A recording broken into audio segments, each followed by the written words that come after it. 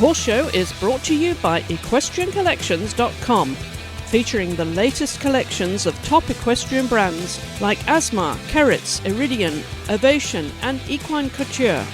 Shop on Equestrian Collections and you and your horse will always ride in style.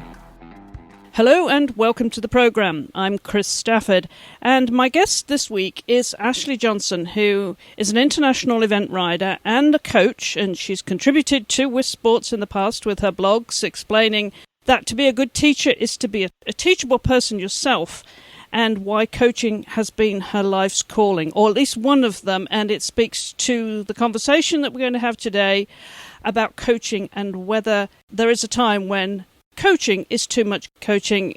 Ashley, welcome to the program again. Hi, Chris. Thank you for having me. Well, as I said, when coaching is too much coaching can be something that you can apply to, I think, a lot of sports. But we've seen in equestrian sport generally how often trainers can be very dominant in their role and coaching their athletes, their riders, right up to the end of the arena there. And you find that sometimes they are talking so much the rider doesn't have time to even think and process the last point that they made. I want to get your sense of really the culture around this, and if you agree with that very premise, is there a time when coaching is too much coaching? Absolutely. It's interesting because I think there are a number of things that have contributed to this. In the American culture, just as times have changed, we have become much less willing to let our children go off and do things on their own, like, go ride your bike around the neighborhood or go play, just because for different reasons. Things have become dangerous. There are strangers on the, more strangers, but it's carried over into horses, and many fewer people have backyard horses now. So when children are learning to ride, they right off the bat are in a training type of program, but that also is a negative because they don't get the independent time to make their own mistakes. It's, of course, more prevalent in the hunter-jumper world and also in the world of dressage, but it's becoming more prevalent in the sport of eventing as well. Now, our friend Andrew Nicholson, who needs no introduction to anyone who follows the sport of eventing, recently made that point that the coaches become so dominant. There is an expectation from the rider that they have to be coached, that they can't do this alone. And it comes back to your point about the controlled environment then, that they never go outside of that controlled environment and learn independence and develop a confidence from within. It comes from someone else delivering it to them, whichever way you'd like to put it.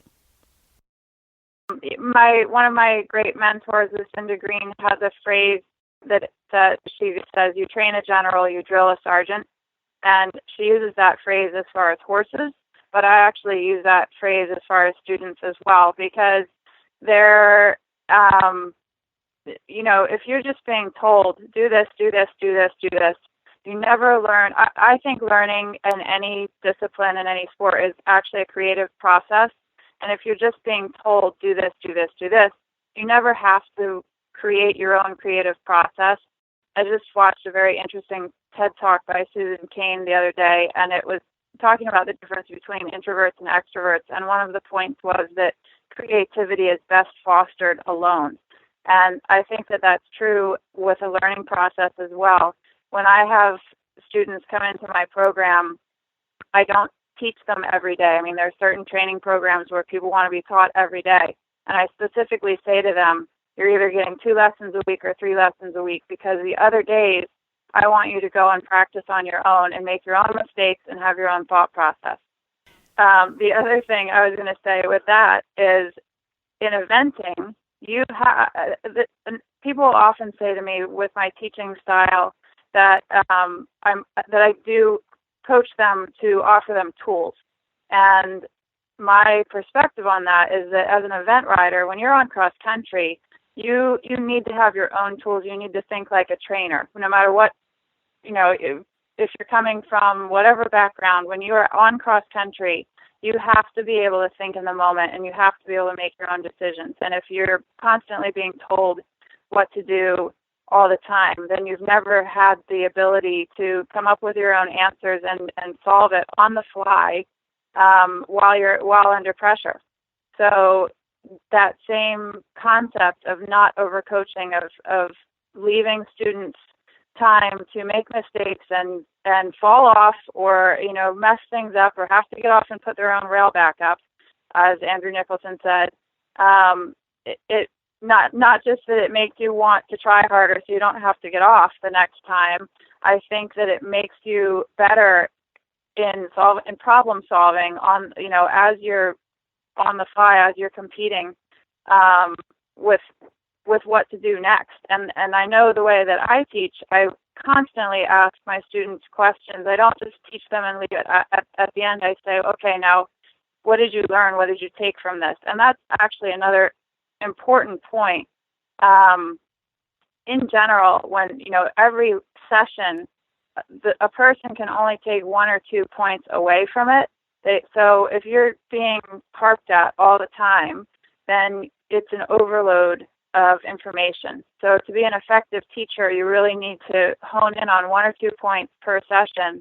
And I always think that people need to go away and practice those 1 or 2 points and solidify those points, and then come back and, maybe sometimes things take a long time to solidify, but if you have all these different ideas going on, you're not going to be able to improve on the most important idea at that moment.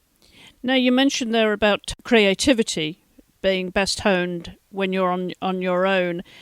It's often said that overcoaching can take away the confidence of that athlete, and it doesn't allow for the development of a natural feel and balance, and of course the all-important independent seat, but also becoming an independent rider. Do you see that happening with other coaches that you watch? Because, of course, everybody is unique in their coaching style too. I do think there's a balance. I think, when I was a child, I never took a coach. I never had the luxury of having a coach at a show. So I had to learn a great deal on my own about competing. But I also know that when I was able and financially able to have coaching at shows, I learned a great deal from having the coach. But it was something that I had earned, and I had also been able to, done without it to begin with. So I really appreciated the information that I was getting. I had a student this winter actually who said to me, I coached the University of Florida eventing team, and one of my students on the team came to me and she said, "Oh, I'm so grateful because I don't often get coaching at shows, and so I'm really excited to be able to get coaching at shows."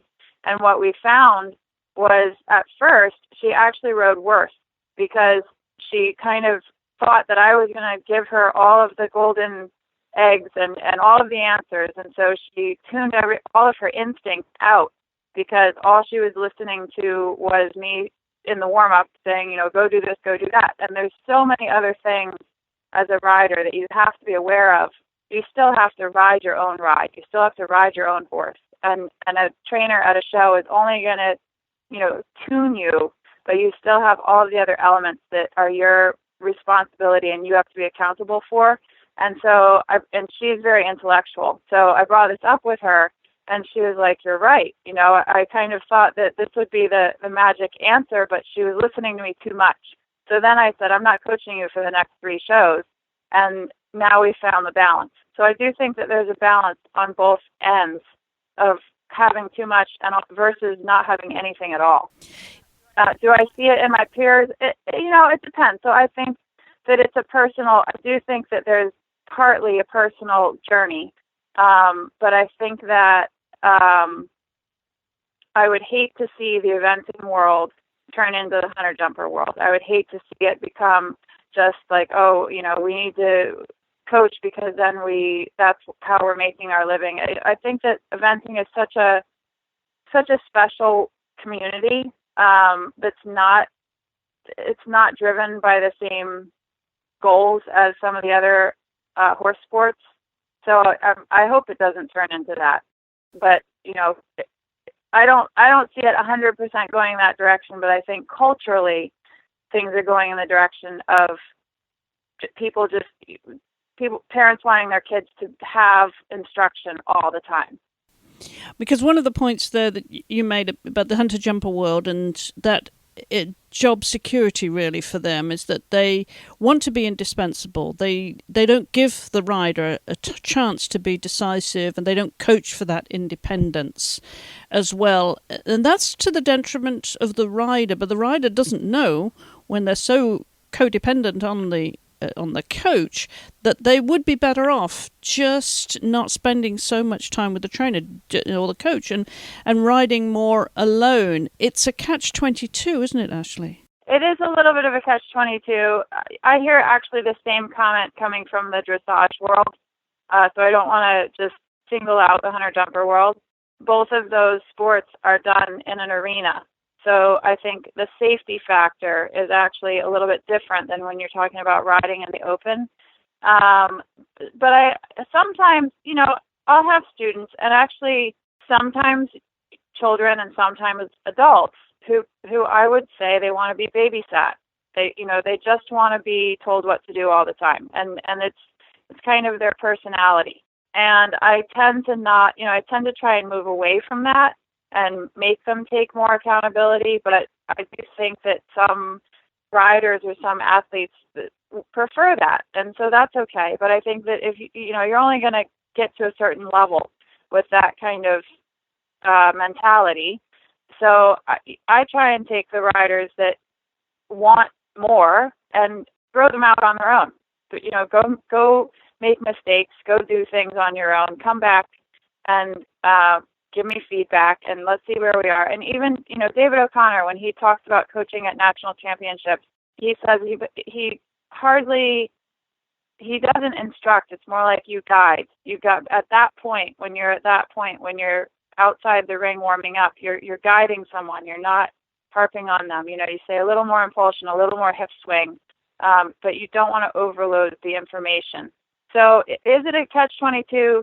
Again, I think that there needs to be a balance, and I love that eventing is still a sport that's a rugged sport, and people, if you're riding in the country, if you're riding down a hill, that you have to, the fear of being hurt actually makes riders pay a little bit more attention. So they have to learn how to do things on their own a little bit more. So I don't find, in general, that I get too many students, but I do that want to be told what to do all the time.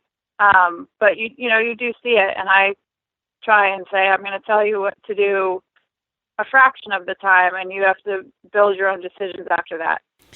Now, there's also that aspect of responsibility that falls on the rider too, and we are, of course, societally in a blame culture so often, and the more the coach is involved, the more coaching that athlete, that rider has, it takes away a little bit their responsibility, because at the end of the day, if they have a rail down or they make a mistake, they can say, well, the coach told me to do it that way.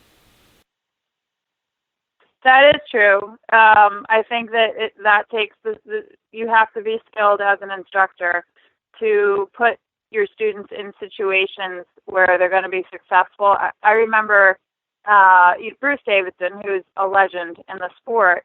He has incredible ability to put riders in these really difficult situations. And I said to him, Bruce, what happens if somebody gets hurt? And he said, well, they have to learn to keep doing it. And he told me the story of when Stephen Bradley rode with him, and Stephen had trouble at a certain type of jump that it was like a jump into space with a ditch on the landing, and it terrified him. And he made him just go out and jump it and jump it and jump it at a gallop.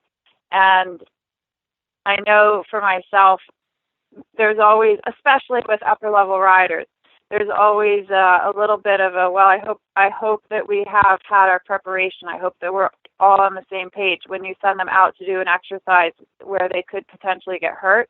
But that's part of the sport as well, and you have to have a rapport with your students that they trust you, and you trust them, and that they understand what the consequences are. So is it a blame culture? It is a blame culture, but at the same time, I kind of don't buy into that, because I think that people need to be accountable for themselves. And so that's always a conversation that I have with my students. Now, the other aspect of this, of course, with today's culture and the pressure that is on young people, the choices that they have to do different sports, different activities as they're going through school. But with that comes the parental pressure that we maybe didn't see in generations past. It's become more prevalent now. Do you find you as a coach are exposed to that at all amongst your community, Ashley, or do you see it elsewhere? I do see that, and I also see kids that don't understand. They're just not quite as tough, and they just don't understand the time and the dedication put into something that needs to be put into something to create something that is really has depth and sustainability. So I think that I always have working students, and I always have kind of young adults in my barn, coming through my barn, and I hope that one of the lessons they leave here with is that it's the daily work, it's the daily practice. It's nothing is handed to you on a silver platter, and if you don't have your foundation solid, then nothing is going to come of that. And I definitely get parents who, I want to go to this show, I want to go to that show, I want my kid to go to this, go to the AECs and do this and do that. And it becomes exhausting, because it's all about going to the next show. But again, just my own personal values are so based in training, that you train so that you can compete, and you train so that you can have a personal best. So I pretty much nip that in the bud to a degree. It depends on the parent. It depends on the kid. Obviously, I want my students to go and compete, but there's a balance between competing all the time and, I'll say, well, we could spend this much money on going to this many shows, or we could spend this much money on having more lessons and having better quality in the ride. And usually the parents come onto my side, but that's what, or they go find a trainer who's going to tell them what they want to hear. But I would say that in my experience, when you lay it out like that, the parents come onto my side, or come onto the trainer's side. I think that it is a negotiation. Some people don't want to compete at all, but some people want to compete all the time and not necessarily become better. Right, and that is what driving them is, the competition, rather than how you get there, the journey and all that goes with it. The other point that came to mind, Ashley, was that some of the younger generation, I'm not saying that we can paint this with a broad brush, but there maybe is an element, because they come into the sport in a different way to previous generations, is that they don't fully understand the sport, and the parents don't fully understand the sport and the requirements of it to be the kind of rider that will sustain them through life, not just, here today and gone tomorrow. Do you think there's an element of that at all? Well, one thing I was actually also going to say is, many times the parents that want the kids to compete a lot are parents who wish it's like they're living out their own competitiveness through their child. So it's parents who would have given anything to have a horse or to have the ability to compete when they were younger. So then they are trying to give their child what they had wanted in a way, but they have kind of a false understanding of what the sport is actually about. So yes, the sport, and again, because most children at this point didn't start off in their backyard with a pony, whereas most riders my age did, and at some point having to take care of that pony. Now most children start out going to a barn where the horse is cared for, and then you have to learn horse care without initially taking care of your own horse. And there's, it's a very complex sport. But I think that this carries over into other sports as well. The idea of overcoaching and not letting, you think about basketball, or it's the 10,000 hours of practice. It's the practice and the good quality practice. And I always go back to that being done partly in solitude, partly from your own desire to improve. And finally, I've heard it said, in order to make a student independent, the sign of a good coach is how little they have to do for their student. How would you summarize the sign of a good coach, Ashley? I just taught last week at the Area 3 Young Rider Camp, which was wonderful. It was 87 young riders, 87 students coming into and being in the sport of eventing in Area 3. And we had 6 coaches total. All of the coaches were a really high quality. And Leslie Law taught next to me. He's an Olympic gold medalist, and he taught next to me for much of the week. And one of the things that really impressed me, he impresses me as a coach. He's a very, very good coach, but he gives a lot of theory. And I think that it's important to understand why you're doing things as well as just doing them, not just, I do this, I do that. So having that theory creates much more depth. At a certain point, when you're younger, you're not ready for the theory. When you're the age of the kids that were in this camp, the theory, I think, it's an excellent time to bring in that theory and have a deeper understanding of why you're doing what you're doing. That's a very good point. I think a lot of good takeaways there, Ashley. I think it's going to be an ongoing conversation because clearly there's a shifting culture constantly with all sports, and the pressure on coaches to deliver and the pressure on the athletes too to deliver, and the pressure from their peers and also parents as well. Is there anything else that you would like to convey in the terms of this message? Because I think your experience obviously speaks volumes for what a good coach really means and what a good rider should listen to. You asked just a minute ago, what is the sign of a good coach?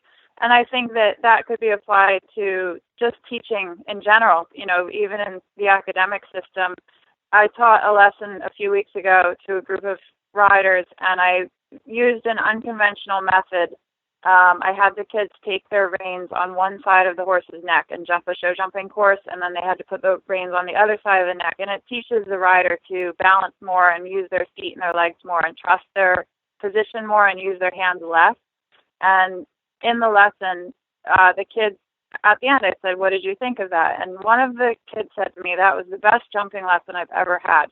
And as a teacher, that was just, that just lit me up. I was just so excited that this had made such a light bulb moment. The sign of a good coach is someone who can create a light bulb moment for their student. And then, ironically enough, the parents, I don't know which parent, but one of the parents, I later found out, freaked out and complained that I was doing something that was essentially too unconventional. So that kind of made me laugh because it kind of speaks to what you were saying about the parents sometimes, do they know? They're not the ones that understand the sport and understand the process of what needs to be learned. But to me, the sign of a good coach is someone who can create those moments and create that understanding and further the rider's education and then leave it be. And going back to what I said in the beginning, you train a general, you drill a sergeant. A student has to be able to think for themselves at the end of the day. That's a wonderful way to sum it up. Ashley, thank you so much for joining us this week and giving us your perspective on coaching. Lots of messages there. We really appreciate your time. Enjoy your summer and your coaching. Thank you, Chris. It's great to speak with you. And you'll find more on the topic of coaches and coaching on our website at wispsports.com. You can also join in the conversation on our social media channels at Wisp Sports. And while you're on the website, be sure to check out all the other conversations around the world of women's sports. And if you'd like to reach us directly here, you can email info@wispsports.com. We always love to hear from you with any questions, comments, or suggestions you may have. And don't forget to visit our sponsors at equestriancollections.com. Until the next time, thanks for listening.